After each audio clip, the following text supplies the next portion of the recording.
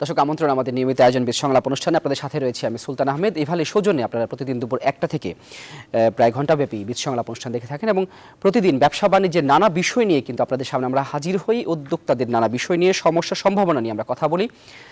আজকে যে বিষয়ে আমরা কথা বলবো, দর্শক আপনারা জানেন দেশের অর্থনীতিতে বলা যায় যে প্রাণ সঞ্চার করে যেই পুঁজিবাজার, সেই পুঁজিবাজার বিষয়ে আমরা পুঁজিবাজার গত কয়েক মাস ধরে দেখেছিলাম ইতিবাচক ধারায় লেনদেন শেষ করছিল এবং পুঁজিবাজারে যে প্রধান সূচক, বিশেষ করে ঢাকার পুঁজিবাজার এবং চট্টগ্রামের দুই পুঁজিবাজারই, সেটি কিন্তু বেশ খানিকটা উত্থান হয়েছিল। তবে তারপর দেখলাম যে কয়েকদিন ধরে, গত এক মাস ধরে যে টেন্ডেন্সি দেখা যাচ্ছে পুঁজিবাজারে, একদিন লেনদেন ভালো হলে তো তার পরের দিন আবার লেনদেন কমে যায়, একদিন সূচকের একটু পতন উত্থান হলে পরের দিন আবার পতন। অর্থাৎ এখনও পর্যন্ত কিন্তু আস্থা অনাস্থার যেই পুঁজিবাজার, যে কথাটি প্রচলিত, সেটিই দেখতে পাচ্ছি আমরা।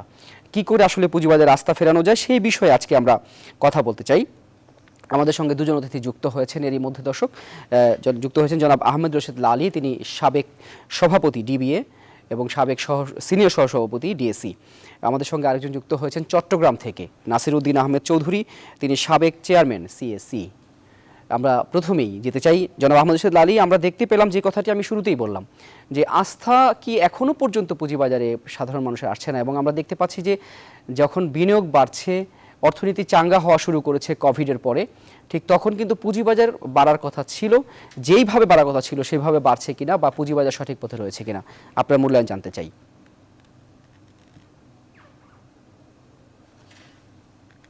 জনাব লালী।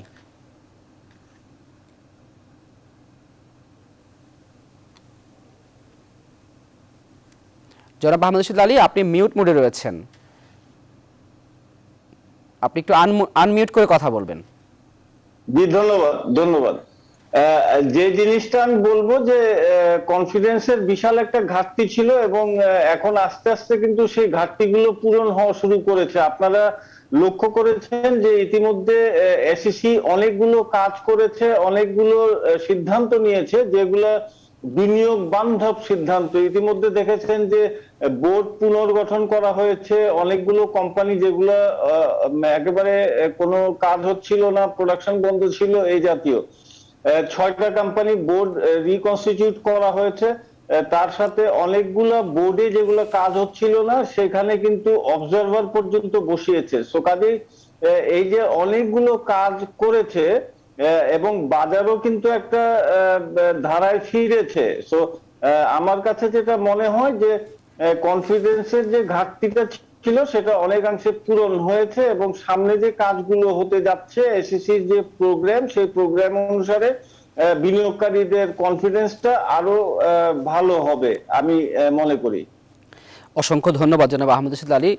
আমরা এই বিষয়ে নাসিরউদ্দিন আহমেদ চৌধুরী আপনার কাছে একটু ফিরতে চাই। আমরা দেখি যে পুঁজিবাজার বলতে আসলে মানুষ ঢাকাকেই বোঝে, মতিঝিল কেন্দ্রিক যে পুঁজিবাজার, সেটিকে এখনো পর্যন্ত মানুষ বোঝে। সারা দেশে ছড়িয়ে দেওয়ার যে কথা বলা হয় বারবারই বিএসসিসি থেকে বা সরকারের পক্ষ থেকে, ডিএসসি থেকে, সেটি কতটুকু বাস্তবায়ন হচ্ছে? চট্টগ্রামের বাজারে আমরা দেখি খুব বেশি লেনদেন হয় না, 40-50 বা কোনো দিন 20-25 কোটির ঘরে লেনদেন হয়।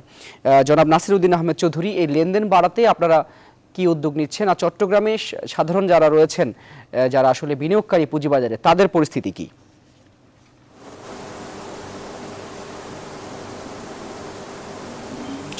ধন্যবাদ আপনাকে। অত্যন্ত সুন্দর একটি প্রশ্ন যে ঢাকা কেন্দ্রিক ব্যবসাগুলো হচ্ছে, চট্টগ্রামে কেন কম হচ্ছে? আপনি জানেন যে চট্টগ্রামকে বাণিজ্যিক রাজধানী করেছে। বাণিজ্যিক রাজধানীর নাম দেওয়া করো, এটাকে কিন্তু সত্যিকারে বাণিজ্যিক রাজধানী করা হয় নাই।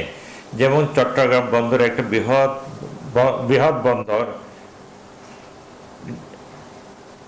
জি, অথচ সেটা টোটালি 100% কন্ট্রোল করছে ঢাকা মন্ত্রণালয় থেকে। বন্দরের চেয়ারম্যানকে প্রতিদিন ঢাকায় দৌড়াতে হচ্ছে। এখানে চট্টগ্রামে বাণিজ্যিক রাজধানী হিসাবে মিনিস্ট্রি অফ কমার্স থেকে গুরুত্বপূর্ণ পজিশনগুলো এখানে আসার কথা, ব্যাংকের হেডকোয়ার্টারগুলো চট্টগ্রামেও আসার কথা, কিন্তু প্রতিটা ক্ষেত্রে আমরা দেখা যায় আমরা ঢাকা কেন্দ্রিক এবং ঢাকাতে ব্যবসা হচ্ছে। This is one of the reason. Dhaka কেন্দ্রিক হওয়াতে সব ব্যবসাগুলো ঢাকাতে যাচ্ছে এবং চট্টগ্রাম না, দেশের প্রত্যন্ত অঞ্চল থেকে যারা ব্যবসা বাণিজ্য বা সুবিধা নেওয়ার জন্য চিন্তা করে তারা সবাই ঢাকায় মুখী হয়ে গেছে। এবং চিটাগাং লোক যারা আগে খাতুনগঞ্জ বড় বড় আমিন মার্কেটে বড় বড় ব্যবসা করতেন, তারা এখন সেখানে নাই, সবাই ঢাকায়। এইটাই একটা এফেক্ট আমরা চট্টগ্রাম স্টক এক্সচেঞ্জ একে পরিণত হচ্ছে আমাদের জন্য। যেমন আমাদের ইম্পোর্ট বাণিজ্যে আমরা এক সময় খুব রোল প্লে করতাম, আপনার 90% ইম্পোর্ট হতো চট্টগ্রামের যারা ব্যবসায়ী তাদের মাধ্যমে। এখন 90% ব্যবসা চলে গেছে ঢাকার লোকজনের হাতে। ঠিক আমাদের চিটাগাং স্টক এক্সচেঞ্জ আমরা অনেক প্রচেষ্টা চালানোর পরও এটার কিন্তু খুব বেশি উন্নতি সাধন করতে পারে নাই। আমরা অটোমেশন করছি ফার্স্ট টাইম ইন বাংলাদেশ। আমাদের সফটওয়্যারগুলো চিটাগাং স্টক এক্সচেঞ্জ এত বেশি মডার্ন যে কোনো লোক যে কোনো প্রান্ত থেকে এটা ট্রেড করতে পারে এবং এটা ভেরি ফ্রেন্ডলি, কাস্টমার ফ্রেন্ডলি। কিন্তু ইভেন দের এত করার পরেও কিন্তু আমরা ট্রেড বাড়াতে পারতেছি। তার একটা কারণ ওই যে ঢাকা স্টক এক্সচেঞ্জ ঢাকায় কেন্দ্রে বসে আছে, সেখানেই তারা সেই সুযোগগুলো অন্যরা সেখানে বেশি করতেছে, আমাদের এখানে কম আসতেছে। আপনি যখন চেয়ারম্যান ছিলেন সিএসির এবং এখন যারা রয়েছে তারা আসলে এই সাধারণ বিনিয়োগকারীদেরকে বাজারমুখী করতে এবং বিনিয়োগ বাড়াতে, মানুষের আস্থা ফিরাতে কি কি কাজ করছেন এবং এখন যারা রয়েছে তারা কি কাজ করছে বা করা উচিত বলে আপনি মনে করেন?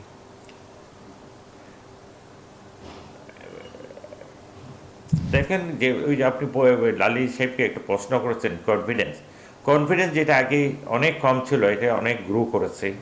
বর্তমান যে সিকিউরিটি এক্সচেঞ্জ কমিশনের যারা আছেন ওনারা অনেক এফোর্ট দিচ্ছেন এটাকে একটু বেটার করার জন্য। কিন্তু পাবলিকের সাথে, জনগণের সাথে সিকিউরিটি এক্সচেঞ্জ কমিশনের যোগাযোগ কতটুকু বাস্তবতা আছে সেটা দেখা দরকার।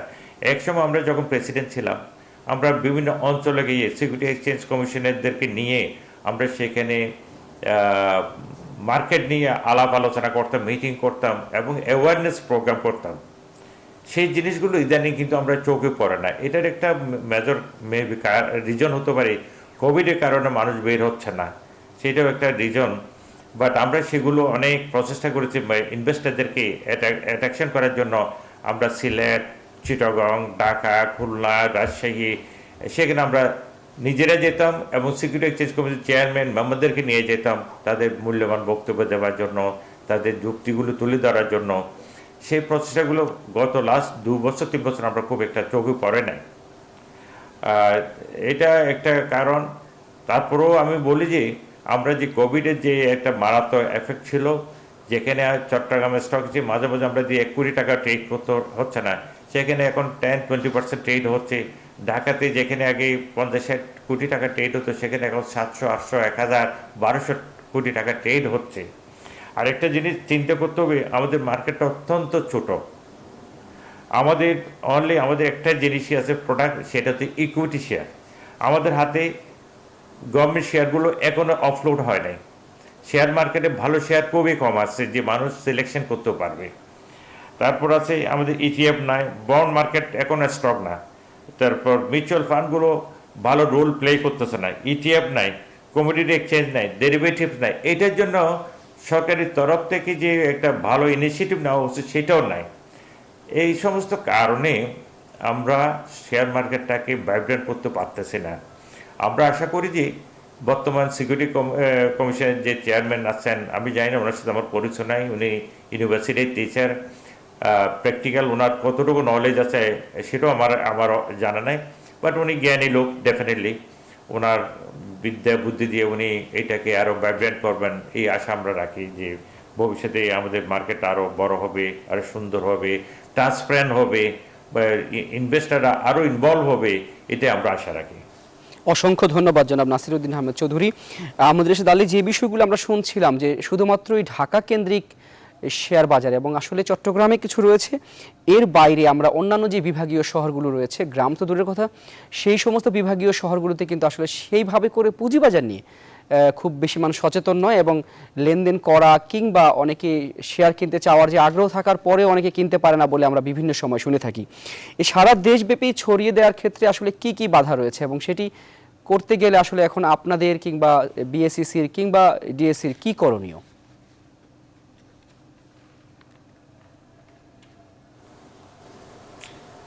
আপনি তো একটা জিনিস দেখেছেন, এর মধ্যে গভর্নমেন্ট যে সিকিউরিটি এক্সচেঞ্জ জনাব আহমেদ রশিদ লালী, আপনাকে আমি প্রশ্নটি করেছিলাম।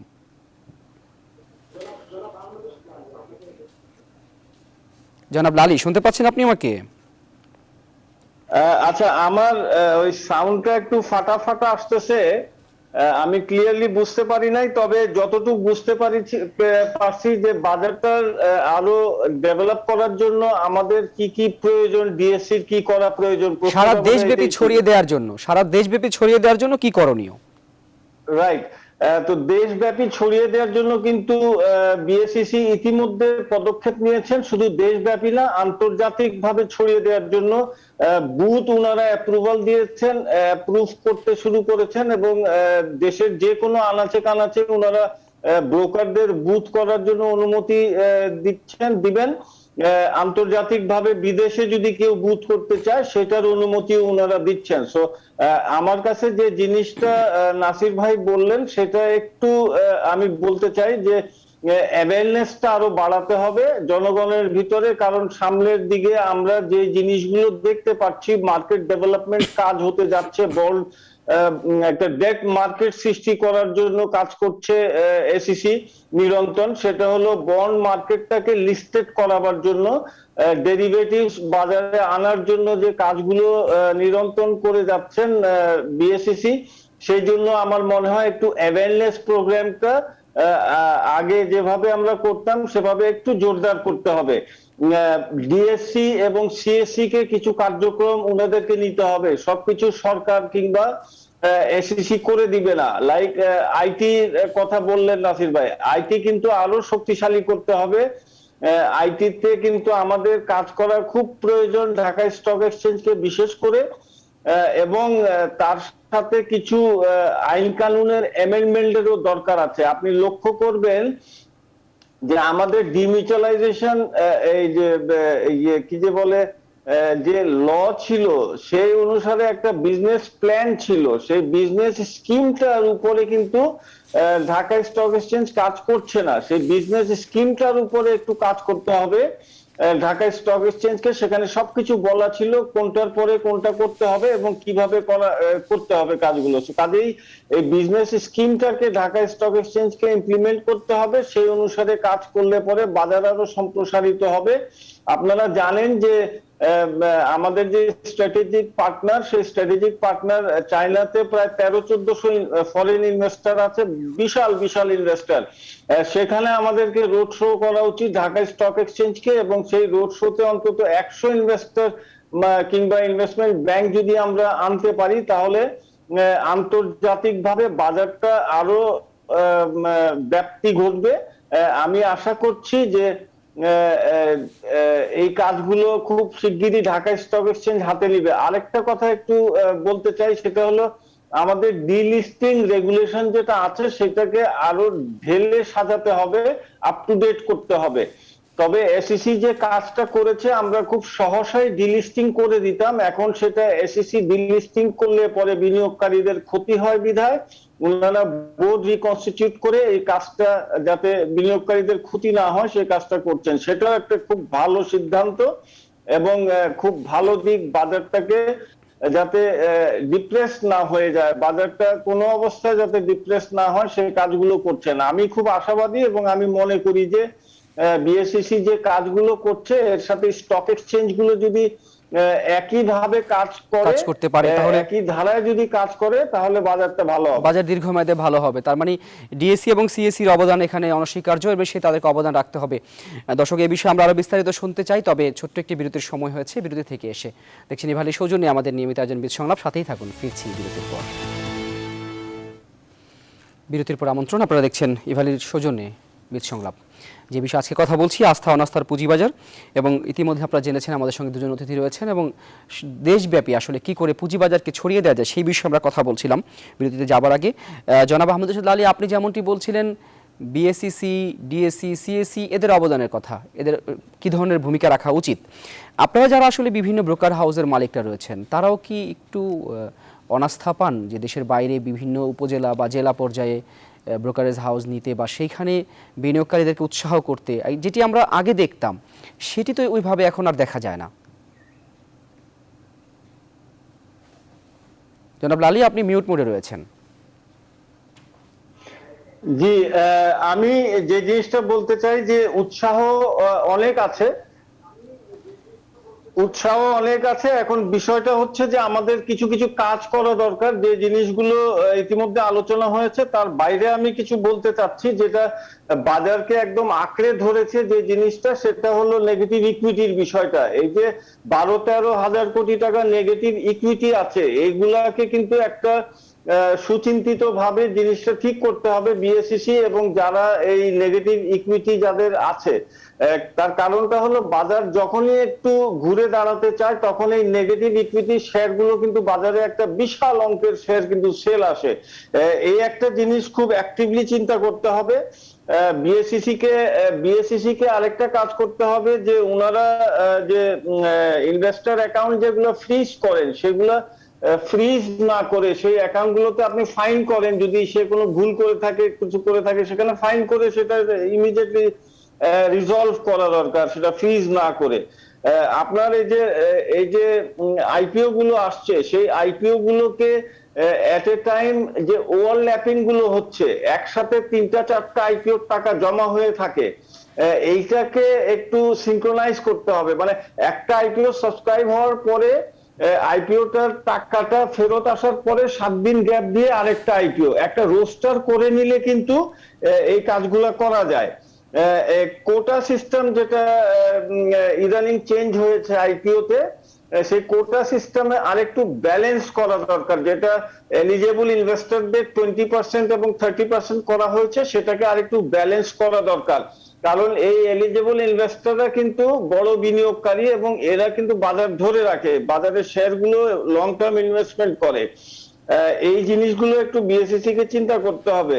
বিএসইসি কে আরেকটা জিনিস যেটা চিন্তা করতে হবে, সেটা হলো ইন্ডেক্সের দিকে না তাকিয়ে, ইন্ডেক্স 7,000 হোক 10,000 হোক সেদিকে না তাকিয়ে ওনাদেরকে বাজার শৃঙ্খলা যাতে খারাপ না হয়, ইনসাইডার ট্রেডিং যাতে না হয়, সার্কুলার ট্রেড যাতে না হয়, আপনার কেউ যাতে ব্যাট প্লে করতে না পারে, বাজারের কেউ সুযোগ না নিতে পারে, এই 3-4টা জিনিস কিন্তু ওনাদের দেখা কন্টিনিউয়াসলি মনিটরিং করা উচিত। ইন্ডেক্সের বিষয় অসংখ্য কিন্তু ধন্যবাদ। ওনাদেরকে। আপনি একটু বলবেন জনাব লালী, যে এই যে আপনি বললেন নেগেটিভ ইকুইটির কথা, সেটি আসলে কি করে হচ্ছে? তার মানে কি ঝুঁকিতে গিয়ে শেয়ার কেনা হচ্ছে? কোনটা? আপনি শুরুতেই যে কথাটা বললেন যে নেগেটিভ ইকুইটি রয়ে গেছে 10-12 হাজার কোটি টাকা। নেগেটিভ ইকুইটি যেটা আছে, মানে যারা এই যে মার্জিন লোন দেন, এই মার্জিন লোনের টাকাটা আটকে আছে। তো আটকে থাকার কারণে যেটা হচ্ছে যে বাজার যখনই একটু ঘুরতে চায় তখন কিন্তু ওই যে শেয়ার গুলো আছে আটকানো আছে, সেই শেয়ার গুলোর সেল আসে। তো এই যে 11-12 হাজার কোটি টাকার যে একটা শেয়ার গুলো আটকে আছে, এইটাকে ক্যাপিটালাইজ করতে হবে। এইটাকে ক্যাপিটালাইজ, এই যে ইনস্টিটিউশন গুলো মার্জিন লোন দিয়েছেন তাদেরকে এই টাকা ক্যাপিটালাইজ করে অ্যাকাউন্ট গুলোর সমন্বয় করতে হবে। এই অ্যাকাউন্ট গুলোর সমন্বয় যত সময় না হয় তত সময় কিন্তু বাজারের উপরে একটা খড়গ পড়তেই থাকবে, বাজার ঘুরে দাঁড়াতে চাইলেই কিন্তু একটা সেল প্রেসার আসবে। সেই সমন্বয়টা কি করে করা যায়? ইকুইটির বিষয়টা আমি বললাম যে এই যে টাকাগুলোকে ক্যাপিটালাইজ করতে হবে এবং ইনস্টিটিউশনদেরকে সেই লসটা বহন করে শেয়ারগুলো নিজের নামে নিয়ে, এবং ইনস্টিটিউশনকে যারা ডাইরেক্টর আছেন তারা এটাকে ক্যাপিটাল, তারা পেড আপ ক্যাপিটাল বাড়িয়ে, তারা পেড আপ ক্যাপিটাল দিয়ে এই যে 11,000 কোটি টাকা আছে বিভিন্ন ইনস্টিটিউশন এবং ব্রোকারেজ হাউসে, সেগুলোকে সমন্বয় করতে হবে। এটা সমন্বয় না করা পর্যন্ত এটা বিশাল একটা বাজারের ক্ষতি করে দিচ্ছে। তার মানে এই যে নেগেটিভ হলো, এর পেছনে কি একটা বড় কারণ ছিল যে তারা আসলে ঝুঁকিতে থাকা শেয়ার কিনেছিলেন বা অতি মূল্যায়িত শেয়ার কিনেছিলেন? দেখেন, এই নেগেটিভ ইকুইটি কিন্তু সব সময় হয়ে থাকে। যেমন 2010 সালে হয়েছে, বাজার যখন বুমে ছিল তখন সবাই শেয়ার কিনেছে মার্জিন লোন নিয়ে, এবং মার্জিন লোনের কল মানি দিতে পারে নাই এবং শেয়ারগুলো বিক্রিও করতে পারে নাই। তখন অবশ্য সরকার একটা সিদ্ধান্ত নিয়েছিল যে কারোর মার্জিন লোনের শেয়ারটা যাতে বিক্রি করা না হয় বাজারে, সবাই শেয়ার যাতে ধরে রাখা হয়। তো কাজে এই জন্য তখন আর বিক্রি হয় নাই। সেখানে ইনস্টিটিউশনের দোষও আমি দেব না, বিকজ শেয়ার বিক্রি করতে দেওয়া হয় নাই। সো এই যে শেয়ারগুলো রয়ে গেল, এবং বাজার পড়লেই কিন্তু নেগেটিভ ইকুইটিতে যারা লোন নেয় তাদের কিন্তু ক্ষতি হয় বাজার পড়ার সাথে সাথে। কারণ আপনি দেখেন যে এখন 15-16% ইন্টারেস্ট দিয়ে তারা মার্জিন লোন নিচ্ছে। এই কত টাকা সে প্রফিট করলে পরে তার নিজের লাভও হবে এবং 15-16% ইন্টারেস্ট সে দিতে পারবে ব্যাংক মানে ইনস্টিটিউশনকে যারা মার্জিন লোন দিচ্ছেন। তো কাজে এখানে খুব সতর্ক হতে হবে ইনস্টিটিউশনকেও, যারা লোন দিচ্ছেন তাদেরকেও, যে ব্যক্তিটা লোন নিচ্ছে সেই ব্যক্তিটা এই লোনটা ফেরত দিতে পারবে কিনা, কিংবা মার্জিন কল আসলে সে মার্জিন কলের টাকা ফেরত দিতে পারবে কিনা। তো এইসব বিষয় কিন্তু একটা আমার কাছে মনে হয় যে বিএসইসি এবং ইনস্টিটিউশন বসে, যারা মার্জিন লোন দেন ওনারা বসে এই জিনিসটা ঠিক করা দরকার। জনাব আলী, মার্জিন লোনের ক্ষেত্রে তো বিএসইসি সুদের হার সর্বোচ্চ লিমিট বেঁধে দিয়েছে, তারপরে কেন 16% কথা না, আসছে? সেটা তো জুলাই মাস থেকে বেঁধেছেন। এখন পর্যন্ত 15-16% মার্জিন লোনের ইন্টারেস্ট রেট, জুলাই থেকে 12%টা ইমপ্লিমেন্ট হবে। তো কাজেই এই যে ব্যাকলগ গুলো আছে, এই ব্যাকলগ গুলোকে কিন্তু সেরে নিতে হবে। আপনি শুধু ইন্টারেস্ট রেটটা কমিয়ে দিলে হবে না, এই ইকুইটি নেগেটিভ ইকুইটিটাকে সারতে হবে। অসংখ্য ধন্যবাদ জনাব আহমেদ রশিদ আলী। আমাদের সঙ্গে আরেকজন রয়েছেন চট্টগ্রাম থেকে, যেমনটি আগেই বলেছি দর্শক, নাসিরউদ্দিন আহমেদ চৌধুরী, তিনি সাবেক চেয়ারম্যান সিএসি। আমরা যেই কথাগুলো শুনছিলাম জনাব নাসিরউদ্দিন আহমেদ চৌধুরী, যেমনটি লালী সাহেব বলছিলেন যে এই যে নানাবিধ সমস্যা এগুলো দূর করতে হবে। চিটাগাংয়ের অবস্থাটা আসলে কি? চিটাগাংয়ে তো মনে হয় নতুন আইপিওর যে নিয়ম নীতিমালা তা নিয়ে আসলে বিনিয়োগকারীরা কি সচেতন, কিংবা কি করে আসলে আইপিওর এখন যারা বাজারে বিনিয়োগ যাদের রয়েছে তারা তো আইপিওতে সুবিধা পাবে, সেটি কি তারা নিতে প্রস্তুত?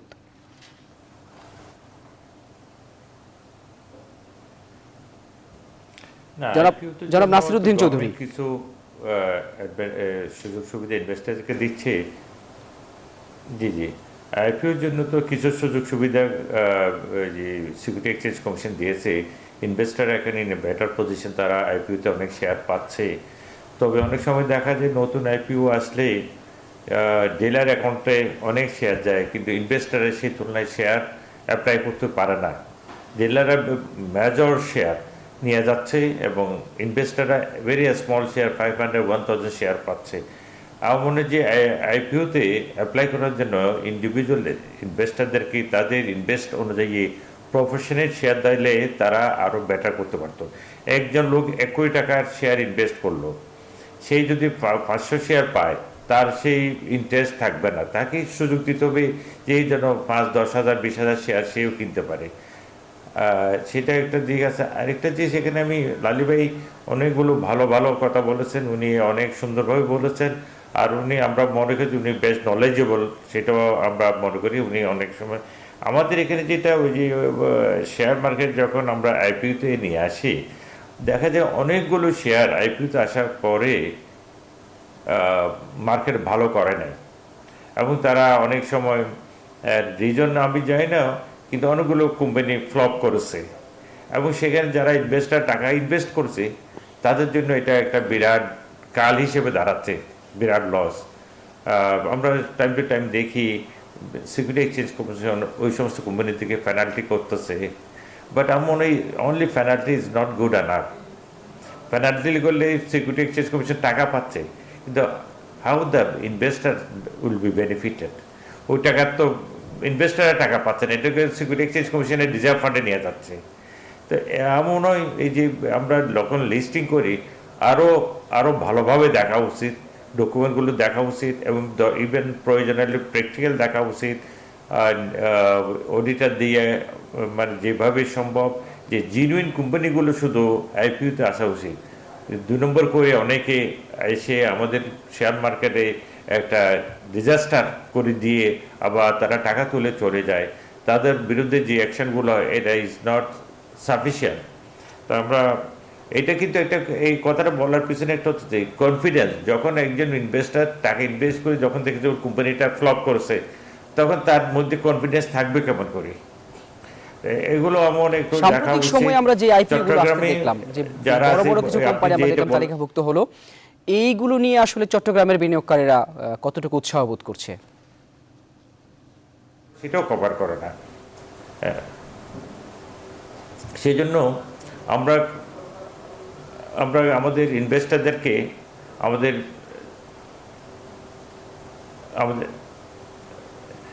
আরও মোটিভেট করতে হবে, আমাদের অ্যাওয়ারনেস প্রোগ্রাম করতে হবে, এডুকেটেড করতে হবে এটার জন্য আমরা সবাই security exchange commission, stock exchange, সবাইকে ভূমিকা রাখতে হবে এবং একসঙ্গে একই আপনারা যারা পথে আমরা চট্টগ্রামে রয়েছেন, বিশেষ করে চট্টগ্রাম সহ বিভাগীয় শহরগুলোতে, তাদেরও ভূমিকা রাখতে হবে বলে আমরা বিশ্বাস করি। দর্শক, আমরা এই বিষয়ে আরো বিস্তারিত কথা বলতে চাই, তবে সময় হয়েছে ছোট্ট আরেকটি বিরতি নেওয়ার। সাথেই থাকুন, আপনারা দেখছেন ইভালি সৌজন্যে আমাদের নিয়মিত আয়োজন বেদ সংলাপ। ফিরছি বিরতির পর, সাথেই থাকুন। দর্শক, আমন্ত্রণ আরও একবার, আপনারা দেখছেন ইভালি সৌজন্যে আমাদের নিয়মিত আয়োজন বেদ সংলাপ। যে বিষয়ে আজকে আমরা কথা বলছি, আস্থা অনাস্থার পুঁজিবাজার। এর মধ্যে আপনারা জেনেছেন দুজন অতিথি রয়েছেন আমাদের সঙ্গে, আমরা যেতে চাই সরাসরি তাদের কাছে। জনাব আহমেদ রশিদ লালী, এখন পর্যন্ত পুঁজিবাজারে প্রায় 1/3 কোম্পানি বিক্রি হচ্ছে ফ্লোর প্রাইজে, অর্থাৎ লেনদেন হচ্ছে না। এই বিষয়টি আসলে একটি ভালো পুঁজিবাজারের জন্য নিশ্চয়ই বড় অন্তরায়, অনেক বিনিয়োগকারী এখানে আটকে রয়েছেন। সেটিকে কিভাবে দেখছেন? এখান থেকে কি করে বের হয়ে আসা যায়? আরেকবার বলবেন, রিপিট করবেন, কোন কোম্পানির কথা বললেন? বলছিলাম যে এখনো পর্যন্ত দেখতে পাচ্ছি প্রায় 1/3 কোম্পানি ফ্লোর প্রাইস যে বন্দী হয়ে আছে, অর্থাৎ লেনদেন হচ্ছে না সেইভাবে। এখান থেকে কি করে আসলে বের করে আনা যায় এই কোম্পানিগুলোকে? আচ্ছা, ফ্লোর প্রাইজের বিষয়টা দেখেন, এটা প্রায় 90টার মতো কোম্পানি এখনো ফ্লোর প্রাইজে আছে এবং আটকে আছে, ট্রেড হচ্ছে না ফ্লোর প্রাইজে থাকার কারণে। এসইসি ইতিমধ্যে একটা সিদ্ধান্ত নিয়েছে যে যাদের বোনাস এবং বেনিফিটস দেওয়া হয়েছে যে সকল কোম্পানিতে, সেই সকল কোম্পানি রিভিউ করে সেটাকে আবার পুনর্নির্ধারণ করা হবে ফ্লোর প্রাইসটা, যেটা ইতিমধ্যে করা হয়েছে। দ্বিতীয়ত, এসইসি হয়তো চিন্তা ভাবনা করছে যে এই ফ্লোর প্রাইস নিয়ে আর কি করা যেতে পারে। আমার কাছে যেটা মনে হয় যে এসইসি খুব অ্যাক্টিভলি চিন্তা করছে যে ফ্লোর প্রাইসের বিষয়টা আমরা খুব শিগগিরই হয়তো দেখতে পাবো যে ফ্লোর প্রাইসটা একটা সিদ্ধান্ত এসইসি দিয়ে দিবে। এইটা হয়তো একটা প্রবলেম আছে বাজারে, যে কারণে আমরা ভলিউমসও কম পাচ্ছি। কারণ যদি 90টা কোম্পানি কোনো ট্রেড না হয়, তাহলে আমাদের ভলিউমটাও কিন্তু কমে যায়। তো কাজেই এটা খুব অ্যাক্টিভলি এসএসসি চিন্তা করছে। আমি আশাবাদী যে এসএসসি এই বিষয়টা নিয়ে একটা সিদ্ধান্ত খুব তাড়াতাড়ি দিয়ে দিবে। সেটা কিরকম সিদ্ধান্ত হলে পরে বাজারের জন্য সুবিধা হয়, মঙ্গলজনক হয়? আমার কাছে মনে হয় যে দেখেন, এই ফ্লোর প্রাইসটা একবারে তুলে দেওয়াটা কোনো অবস্থাতেই ভালো হবে না, কোনো অবস্থাতেই ভালো হবে না। এটা আমার কাছে যেটা মনে হয় যে একটু ফ্লেক্সিবল করা যেতে পারে, কিন্তু ফ্লোর প্রাইস তোলাটা, এইটা আমি মনে করি যে এটা ভালো সিদ্ধান্ত হবে না। একটু ফ্লেক্সিবল করাটা বরং ভালো হবে, সো দ্যাট ট্রেডটা হোক। ট্রেডটা হলে পরে বাজারে ভলিউমও বাড়বে এবং মানুষ, লোকজন কিন্তু সেল বাই করতে পারবে, যেটা সবাই আটকে আছে কিন্তু। হ্যাঁ, তো আমার মনে হয় ফ্লেক্সিবল করাটাই সমীচীন হবে। অসংখ্য ধন্যবাদ জনাব নাসিরউদ্দিন আহমেদ চৌধুরী। আমরা সাম্প্রতিক সময় আপনি নিশ্চয়ই লক্ষ্য করেছেন যে বিএসইসি নিয়ন্ত্রণকারী সংস্থা, তারা কিন্তু বিশ্বের বিভিন্ন দেশে রোড শোর আয়োজন করেছে। আমরা সাম্প্রতিক সময় দেখেছি দুবাই থেকে তারা এসছে এবং আগামী 1-2 মাসের মধ্যে আবার ইউরোপ সহ ইউএসের বাজারেও তারা যাওয়ার চেষ্টা করছে। মধ্যপ্রাচ্যের বেশ কয়েকটি দেশের সাথে যোগাযোগ হচ্ছে, যাতে করে বাংলাদেশের পুঁজিবাজারের যে সম্ভাবনা, বলা হয় যে বাংলাদেশের পুঁজিবাজার কিন্তু পি রেশিওর দিক থেকে অন্যতম বিনিয়োগ আকর্ষণীয় জায়গা। এইটিকে আপনি কিভাবে মূল্যায়ন করবেন, আর এটি করার ফলে আসলে বাজারে কি বিনিয়োগ বাড়তে পারে কিনা? জনাব নাসিরউদ্দিন চৌধুরী। না, ওনারা, জি থ্যাংক ইউ। পি রেশিও ভালো বাংলাদেশে, সেটা ঠিক আছে। এখানে রোড শো করার জন্য বিদেশে যাচ্ছেন ওনারা। আমি জানি না ওনার রোড শো করি ওইটার যে ফাইন্ডিংস, এটা জনগণ বা ইনভেস্টার কতটুকু জানতে পেরেছেন, হোয়াট ইজ দেয়ার ফাইন্ডিং ওখানে। আমাদের দেশে দেখা যায় বিদেশে যে যে সরকারি পর্যায়ে লোকজন রোড শো বা বিভিন্ন অজুহাতে বিদেশ যাওয়ার একটা টেন্ডেন্সি খুব বেশি। এটা সবসময় আমরা বিভিন্ন পত্রপত্রিকাতে যাই। এটার দ্বারা আমাদের শেয়ার মার্কেট বা ক্যাপিটাল মার্কেট কতটুকু বেনিফিট হচ্ছে আমার জানা নাই। আমি maybe I mean a dark. আমার মনে হয় যে রোড শোগুলো ওখানে না করি, আমরা যদি এখানে আরও যদি সেমিনার করে বাইরে যে যাদের সাথে ওনারা দেখা করতেছেন ওনাদেরকে ইনভাইট করি, এই দেশের লোকজনকে যদি আরও ইনভলভ করতে পারি। বাইরের লোক তো আসবে তো পরের কথা, আগে আপনি ঘরের লোকগুলোকে যদি আপনি ট্রেন আপ করেন, এডুকেটেড করেন, অ্যাওয়ারনেস প্রোগ্রাম করেন, তাদেরকে যদি ইনভেস্টর হিসেবে নিয়ে আসতে পারেন, that will be your achievement. তো সেখানে আমরা বিভিন্ন পর্যায়ে ঢাকা স্টক এক্সচেঞ্জে আমরা বিভিন্ন সেমিনার করেছি, শেয়ারটানো করেছি, রেডিসনে করেছি, ঢাকায় করেছি, সেখানে বিভিন্ন দেশের এক্সপার্টদেরকে ইনভাইট করেছি, এবং সেখানে যে আলাপ আলোচনাগুলো হয়েছে সেগুলো আমাদের মিডিয়ার মাধ্যমে জনগণকে আমরা জানাতে পারতাম। কিন্তু এখন যে আপনি বললেন যে রোড শো দুবাইতে করে শুনেছি একটু করে, কিন্তু কি ডেভেলপমেন্ট হয়েছে, কি ফাইন্ডিং হয়েছে, আমাদের কি নলেজ গ্যাদারিং হয়েছে, এবং আমরা এটার পরিপ্রেক্ষিতে কি সিদ্ধান্ত নিয়েছি, সেগুলো আমাদের ইনভেস্টর বা জনগণ কতটুকু জানে আমি ওয়াকাফাল না আর কি, সেগুলো একটা দেখা দরকার। তার মানে আপনি বাংলাদেশে রোড শো করার পক্ষে? জ্ঞানের প্রয়োজন, আমাদের বাংলাদেশে প্রায় 1 কোটি প্রবাসী যারা বিশ্বের বিভিন্ন দেশে রয়েছে, এদের মধ্যে বেশিরভাগ সংখ্যক যারা শ্রমিক তারা আসলে পুঁজিবাজারে বিনিয়োগ করতে আগ্রহী হবে না। তবে ধরে নেওয়া যায় 10 থেকে 20 লাখ মানুষ যারা হচ্ছে ক্যাপাবল, তারা হয়তো বিনিয়োগ করতে পারবে।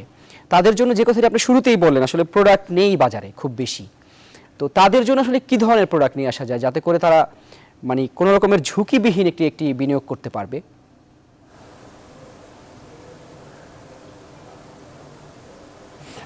ঝুঁকি, শেয়ার মার্কেটে ঝুঁকি সবসময় থাকে আপনি যখন শেয়ার কিনবেন। তবে আমরা বেশিরভাগকে বলি, যদি আপনি মিউচুয়াল ফান্ড কিনেন সেখানে ঝুঁকির পার্সেন্টেজটা একটু কম থাকে। বন্ড মার্কেটে গেলে আপনার সেখানে ঝুঁকির পার্সেন্টেজটা একটু কম থাকে। অন্য যেগুলো প্রোডাক্ট থাকে সেখানে ওদের শ্রমিকদের অর্জিত টাকা ইনভেস্ট করা কতটুকু যুক্তিযুক্ত, এটা আরও আলাপ আলোচনার প্রয়োজন। অভিজ্ঞ লোকজনের আরও মতামত দরকার। এটা হঠাৎ করে এরকম কাউকে বলা খুব কঠিন কাজ। তবে বিদেশের যে আমরা মেইনলি টার্গেট করি যারা বিদেশের লোক শেয়ার মার্কেটে ঢুকে, আমরা ফরেনারদেরকে বলি কি, ওরা মোস্টলি যে ফরেনার তারা অনেক সময় বড় বড় শেয়ার কিনে, যেমন বাটা শেয়ার কিনে, ব্রিটিশ আমেরিকান টোবাকো বড় বড় ভালো শেয়ারগুলো তারা অনেক সময় বেক্সিমকোর শেয়ার কিনে। এগুলো তারা, এটা ফরেন ইনভেস্টমেন্ট, আমাদের এক ফরেন কারেন্সি আসতেছে, এগুলো আমরা দেখতে পারি যে ওই দিকে আমরা কোনো আরও অ্যাটেনশন বেশি দেবো কিনা। আর আমাদের যারা বাঙালি বিদেশে আছে, আমাদের কর্মজীবী অনেক শ্রমিকদের অনেক কর্মজীবী আছে যারা ইনভেস্ট করতে চায়, তাদের জন্য আমাদের চিন্তাভাবনা করা উচিত যে কীভাবে তারা শেয়ার মার্কেট সম্পর্কে জানবে এবং তারা ইনভেস্ট করতে পারে। এটা এই টিভিতে এত স্বল্প পরিসরে বলা খুব কঠিন কাজ। অসংখ্য ধন্যবাদ জনাব নাসিরউদ্দিন আহমেদ। আহমেদ রশিদ লালী, আপনি তো শুনছিলেন তার কথা, এবং আরেকটি বিষয় আপনি জানেন যে কথাটি আমি বললাম যে প্রায় 1 কোটির মতো প্রবাসী রয়েছে, এবং এর পাশাপাশি বিশ্বের বড় বড় অনেক বিনিয়োগকারী যারা আসলে বিশ্বের বিভিন্ন দেশে বিনিয়োগ করে থাকেন, তাদের জন্য কি আমাদের পুঁজিবাজার আকর্ষণীয় জায়গা হতে পারে কিনা? যদি না হয় তাহলে কি করলে আরো আকর্ষণীয় হতে পারে? জি ধন্যবাদ। দেখেন, বিদেশিদের ইতিমধ্যে অনেক সুযোগ সুবিধা দেয়া আছে আমাদের বাজারে, আমাদের পলিসিগতভাবে সরকার দিয়েছে। বিদেশি ইনভেস্টমেন্ট আসার মূল জিনিস হলো যে আমাদের বাজারটা স্টেবিলিটি যদি থাকে তাহলে বিদেশি ইনভেস্টমেন্ট আসবে। আমাদেরকে যে কাজগুলো করতে হবে সেগুলো আমাদের যে স্ট্র্যাটেজিক পার্টনার আছে তাদের সাথে আলাপ করতে হবে, তাদের সাথে আলাপ করে চায়নাতে রোড শো করতে হবে। ওদের ওখানে 1300-1400 বিনিয়োগকারী আছে, বিশাল বিশাল বিশ্বের বিনিয়োগকারী, ওদেরকে নিয়ে বসে একটু রোড শো করতে হবে, এবং এটা ডিএসসি কে করতে হবে। ডিএসসি এই রোড শো করলে পরে আমাদের বাজারে আমরা আশা করি যে যদি 5-7টা বড় বিনিয়োগকারীও আমরা আনতে পারি, তাহলে এই সিচুয়েশন থেকে আমরা ফরেন ইনভেস্টমেন্ট পেতে পারি। দেখেন, এটা দ্বিতীয় জিনিসটা হলো যে আমাদের বড় পেড আপ কোম্পানির শেয়ার কিন্তু বাজারে আনতে হবে যদি বিদেশি বিনিয়োগকারী আকৃষ্ট করতে হয়। যেমন রবি আসলো, গ্রামীণ আছে, লাফার সুরমা আছে, স্কয়ার সিমেন্ট, স্কয়ার ফার্মাসিউটিক্যাল আছে, এরকম বড় বড় কিছু কোম্পানি যদি আমাদের না থাকে, এখন বিদেশিরা আসলে বলে যে তোমাদের এখানে তো 5-6টা কোম্পানি আছে, এছাড়া তো আমরা পাই না। খুঁজে। সো এই বড় পেড আপ কোম্পানি যদি আমরা আনতে পারি, বাজারটাকে আরো সম্প্রসারিত করতে পারি, তাহলে বিদেশিরা ইন্টারেস্ট শো করবে। এবং আমাদের আরেকটা কথা চিন্তা করতে হবে যে এখন থেকেই ডিএসসি কে চিন্তা করতে হবে যে আমাদের এই বাজারটাকে এই ফ্রন্টিয়ার মার্কেট থেকে বের করে আমরা ইমার্জিং মার্কেটে কিভাবে যেতে কি পারি, করে যেতে সেই জন্য পারবো? যে কাজগুলো কি করে যেতে পারবো। অসংখ্য ধন্যবাদ জনাব আহমেদ রশিদ আলী, অসংখ্য ধন্যবাদ জনাব নাসিরউদ্দিন আহমেদ চৌধুরী। আমরা আশা করি পরের কোনো বীজ সংলাপের পর্বে আপনাদের কেমন অতিথি করে পাবো। দর্শক, আজ এ পর্যন্তই। আপনারা ভালো থাকুন, সুস্থ থাকুন এবং সব খবর সবার আগে দেখতে চোখ রাখুন নিউজ 24-এ।